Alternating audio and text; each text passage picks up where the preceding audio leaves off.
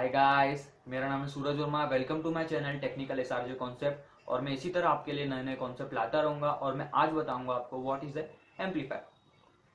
Amplifier is a circuitry जो हमें amplification करने में हेल्प करती है। अब ये एम्पलीफिकेशन क्या है?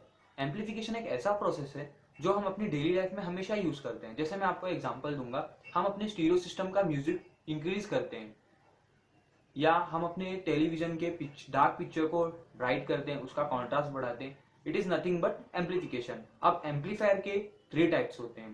पहला पावर एम्पलीफायर, दूसरा वोल्टेज एम्पलीफायर, तीसरा करंट एम्पलीफायर। अब आपके दिमाग में एक सवाल आएगा कि power is equal to voltage into current. अगर आप वोल्टेज फैक्टर बढ़ाओगे तो भी आपका पावर एम्पलीफायर होगा, जब आप करंट फैक्टर बढ़ाओगे तो भी आपका पावर एम्पलीफायर होगा। तो वोल्टेज और पावर एम्पलीफायर में डिफरेंस क्या है?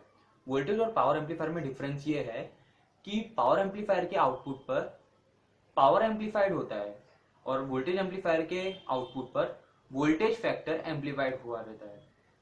Voltage amplifier is also known as small signal amplifier.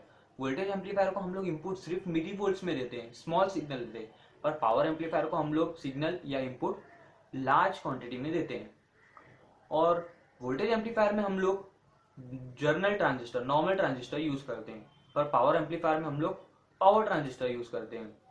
इस ट्रांजिस्टर के ऊपर और एफईटीज, ये डिवाइसेस के ऊपर मैं आप लोगों के लिए एक अलग से वीडियो बनाऊंगा।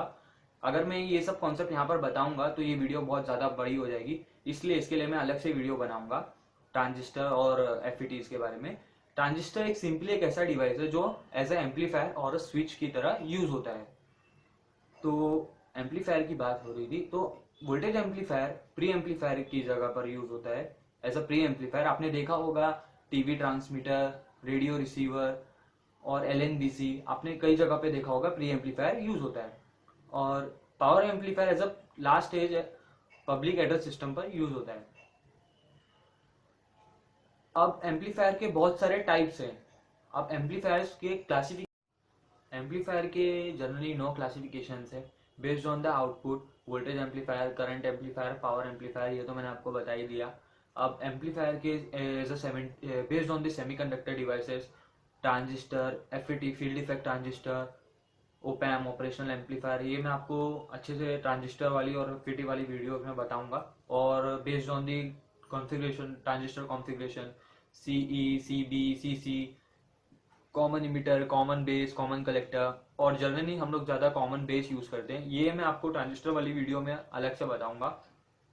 Based on the frequency response, audio frequency, radio frequency, video amplifier, wide band frequency, और as based on the selection of Q factor, ये बहुत इंपॉर्टेंट है। ये भी मैं आपको एम्पलीफायर की दूसरी मल्टी स्टेज और सिंगल स्टेज वाली वीडियोज़ में बताऊंगा, जिसमें हम क्यू फैक्टर को सिलेक्ट करते हैं। Selection of Q factor, class A, class B, class A B, class C, और based on the nature of load, untuned amplifier, tuned amplifier, और based on the number of stages, multi stage amplifier, single stage amplifier, based on the method of coupling, direct coupling, ये सब मैं आपको deep में बताऊंगा। पर generally ये amplifier के क्लासिफिकेशन है।